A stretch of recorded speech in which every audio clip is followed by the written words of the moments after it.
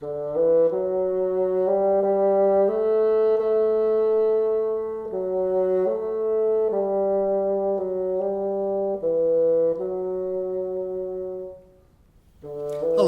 I'm Terry Ewell, and I welcome you to this continuation of the series on beginning bassoon lessons. I started the series in 2008. This series is based upon an article I wrote in the year 2000. I'm sorry it's taken me so long to get back to the series, but you've probably noticed I've been busy making a number of other videos. So let's get started. The art of flicking is one of the most difficult things for young bassoonists to do. Given the difficulty, I think it's important that students understand the reason for doing this. I always take the approach that Norman Hertzberg did when he introduced flicking to me, and I'm going to give this to you now. The purpose of the flick keys or speaker keys can be demonstrated on the pitch A3 above open F.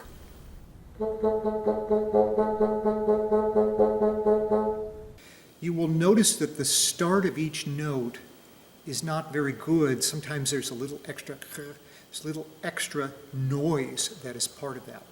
However, if I hold down the A speaker key, the A flick key, that will be cleaned up.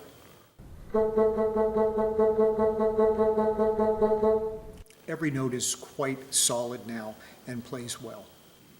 There are several other notes that can be improved with flicking. Although I introduced them in later lessons, let's go ahead and group them all together now. So we introduce B flat 3, B3, C4, and occasionally I flick D4. Please note that some of these student instruments do not have a D key. I mentioned here that I use a numbering system or octave designation for the pitches that is developed by the Acoustical Society of America. This system is now standard throughout America in many of the universities. Although some bassoonists, mainly in Europe, hold down the speaker or flick keys for the full duration of the note, I, like many other Americans, release the note once it starts. Thus, we give the word flicking for it because we depress and then release the key. The key must be down, however, at the start of the note. There are two situations that require flick keys. The first is when you articulate one of the notes that needs to be flicked. Rubank Lesson 6, number 3, provides an example of this.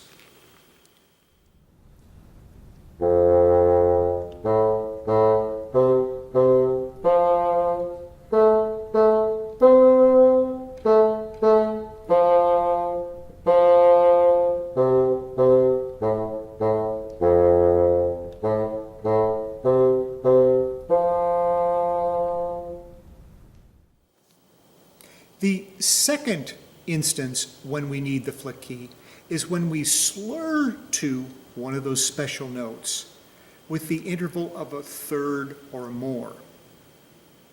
The exercise in lesson 6, number 6 from Tune a Day, helps students to master the flicking technique during octave skips.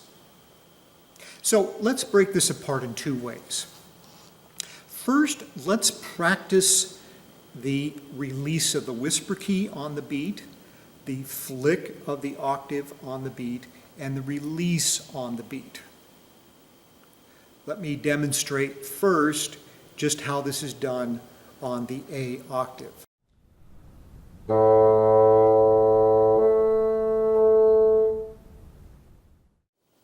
And this is an easy way to first learn how to do that. So let me play Rubank 6 for you now.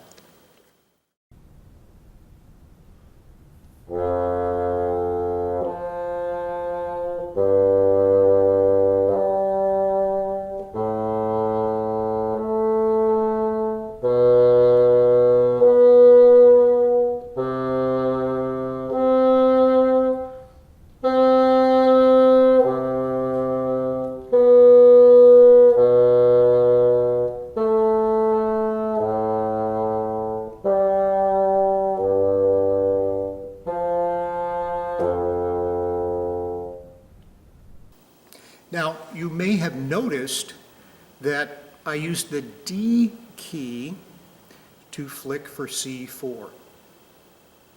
Normally you use the C key, but I do find in certain occasions that using the D key raises the pitch of C4 slightly, and that's a flat note on my instrument. So I find that that helps to bring up the pitch. Now, let's do the exercise again, but this time I will flick more rapidly.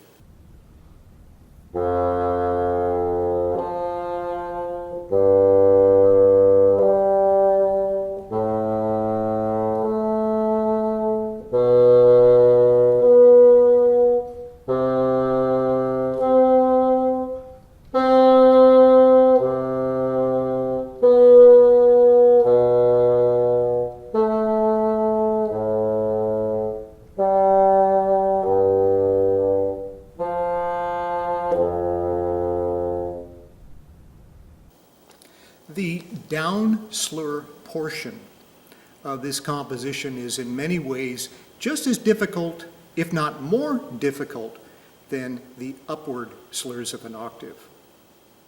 The way to effectively down slur is to keep the embouchure, the lower jaw forward so the teeth are parallel.